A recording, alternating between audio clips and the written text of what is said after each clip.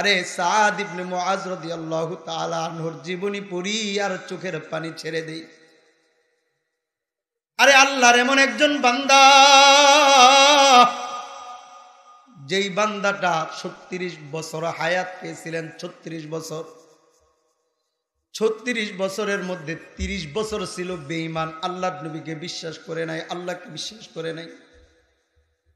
6টা বছর আল্লাহর নবীর সোহবতে থাইকা আল্লাহর নবীর আদর্শ মাইনা আল্লাহ তাআলাকে এমন খুশি করছে, এমন খুশি করছে, এমন খুশি করছে, এমন খুশি করছে। তার মৃত্যুর পরে তার মা চোখের পানি ছেড়ে দিয়া কান্না করে। আল্লাহর নবী বলে, ও সাদ ইবনে মুআজের মা, তুমি কেন কান্না করো? কান্না করার কারণটা কি? সাদ ইবনে মুআজের মা বলে, ইয়া রাসূলুল্লাহ, একজন সন্তান মারা যাবে, ওই সন্তানের বিরহ বেদনায় আমি মা হয়ে কি আমার চোখ দিয়ে পানি ঝরতে পারে না? আল্লাহর নবী বলেন, ও সাদ ইবনে মুআজের মা, তোমার সন্তানের মৃত্যুর কারণে তুমি কান্না করো, আর তোমার সন্তানের মৃত্যুতে তোমার রব হাসতেছে। সুবহানাল্লাহ, সুবহানাল্লাহ।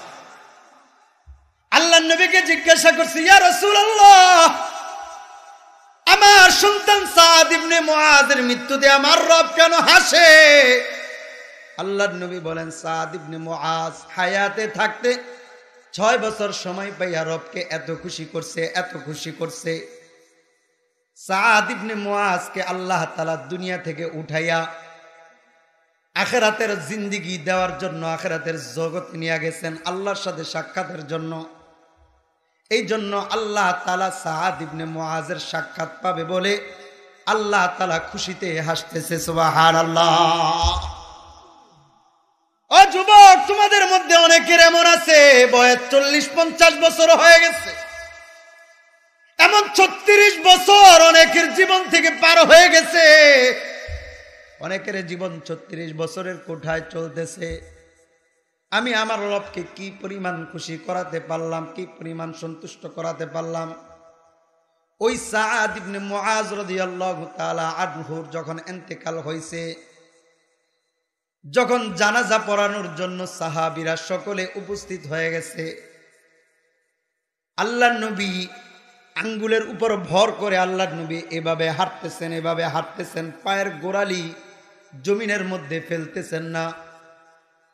সাহাবীরা বলে, ইয়া রাসূলুল্লাহ, ইয়া হাবিবাল্লাহ, পায়ের গোড়ালি কেন মাটির মধ্যে ফেলেন না? আল্লাহর নবী বলতেছেন, তোমরা তো তোমাদের চর্মচক্ষে দেখো না, আমি আমার চোখ দিয়া দেখতেছি, কারণ আল্লাহ দেখাইতেছে।